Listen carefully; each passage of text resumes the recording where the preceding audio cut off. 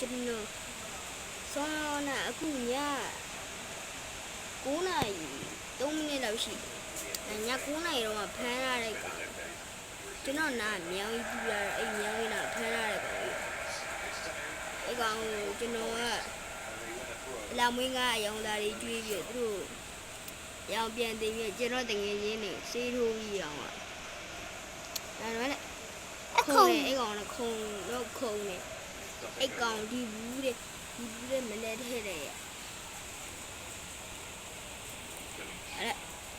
အဲ့ငါစနက်အဖိုးရုပ်ဒီနော်ဒီရုပ်ကြီးကလေင